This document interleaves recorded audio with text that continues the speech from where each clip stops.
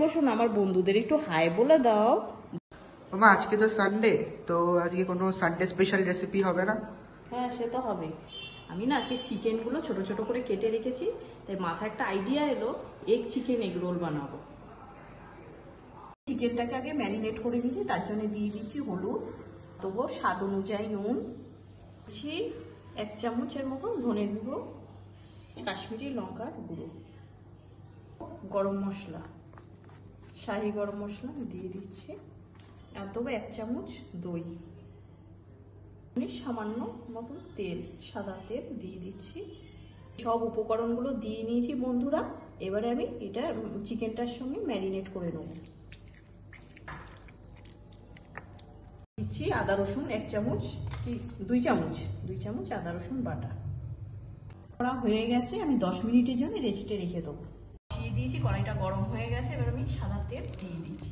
এটা গরম হয়ে গেছে, এবার আমি ম্যারিনেট করা চিকেনগুলো তেলের মধ্যে দিয়ে দেবো।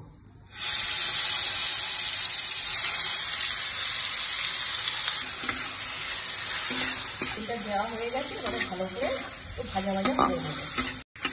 এই দেখুন বন্ধুরা, চিকেনের থেকে তেল ছেড়ে দিয়েছে, আর চিকেনটা এই দেখে সিদ্ধ হয়ে গেছে, নরম হয়ে গেছে, নিয়ে যাবে। তেলেই আমি আর তেল দিলাম না, এর মধ্যেই আমি ক্যাপসিকাম দিয়ে দেবো।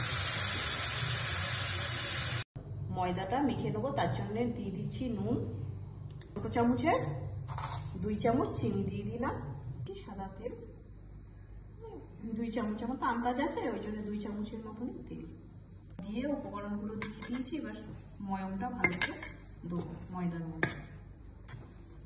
বন্ধুরা, আমার ময়ম হয়ে গেছে। যখনই এরকম মুঠ হয়ে যাবে, মন্ডর মতন হয়ে যাবে, তখনই ভাববে যে ময়ম দেওয়া হয়ে গেছে।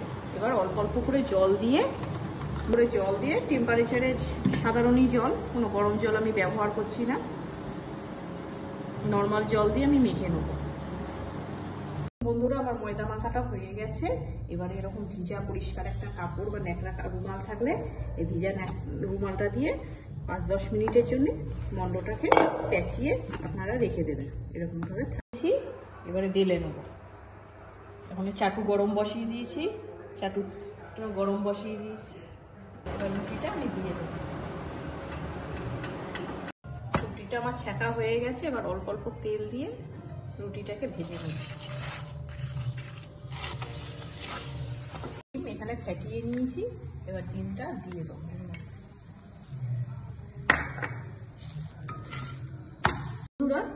আমার ডিম পরোটাগুলো ভাজা হয়ে গেছে। এবারে আমি ওই যে চিকেন আর ক্যাপসিকাম সব একসাথে মিশিয়ে নিয়েছি, এবার এগুলো পরোটার মধ্যে দিয়ে দেবো।